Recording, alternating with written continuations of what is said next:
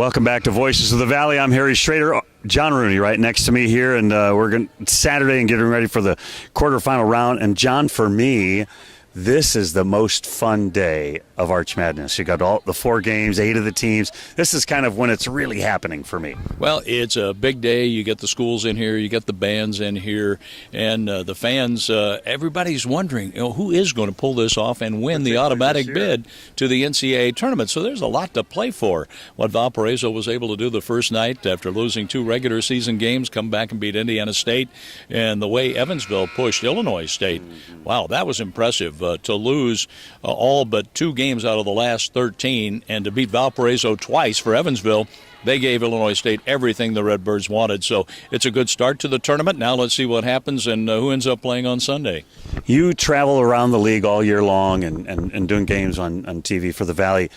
What's impressed you about the season? Because they had a difficult non-conference schedule, the Valley teams did. Then they get in a conference schedule, and it's that Hatfield and McCoy's thing going on all year long. Just talk about what you observed through the season. Well, it's very tough to win on the road, and there are various teams that had individual issues, like Armand Fletcher was out on a suspension, violating team rules, and missed some very important games, or who knows, SIU may have been right up there with the top 2 with Loyola and with Drake.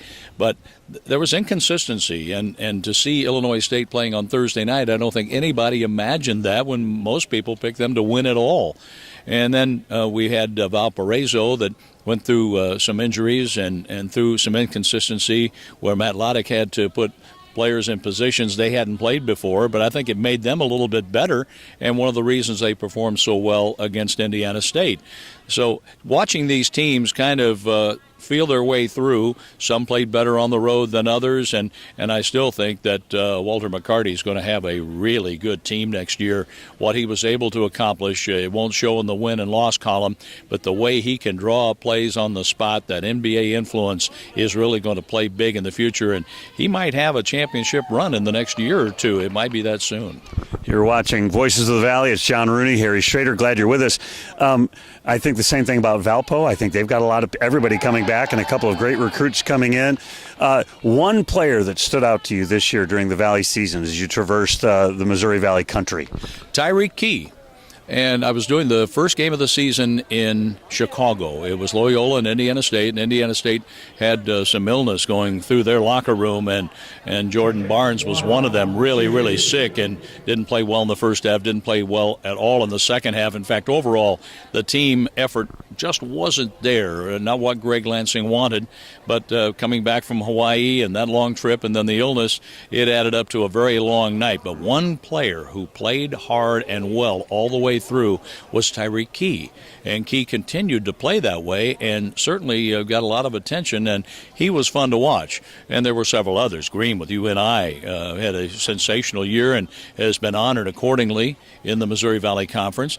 And I love Krubwig. He's a young guy. As a freshman last year, he was directing traffic on the floor, and the veterans on the team, that was fine with them because they knew Krubwig was very smart, and he knew what he was talking about and what he was doing. So I love watching those guys.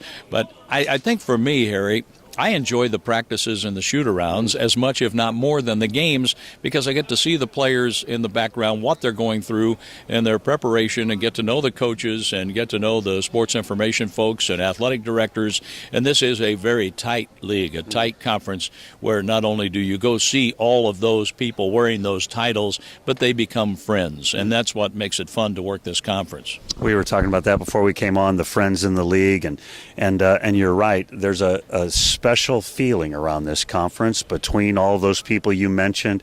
We were just talking with Ty from Drake, and I'll call up sports information guys, and Harry, how you doing? What's going on? Last night I was sitting here, and one reporter was asking another reporter about his wife because his wife had gone through some things. It's a family feel. I always call it like a family reunion when we come here in March. So who do you pull for? I pull for the league. That's who I pull for because I get so much respect, and it goes both ways, and I give all that respect right back to the coaches who appreciate showing up for the workouts and for the shoot-arounds and being there. And I can almost set my watch go to Terre Haute and talk to Greg Lansing, and he'll say, hey, by the way, thanks for coming today. Didn't get that in the Big Ten or the Big East or even Conference USA, and there were some really good people in those leagues. But it's not like the Valley. And Harry, when you see the way this tournament is run and the way regional tournaments are conducted when the Valley's involved, it's as good as any Final Four you're going to attend by the administration, by what's available in terms of information and the way you do your job.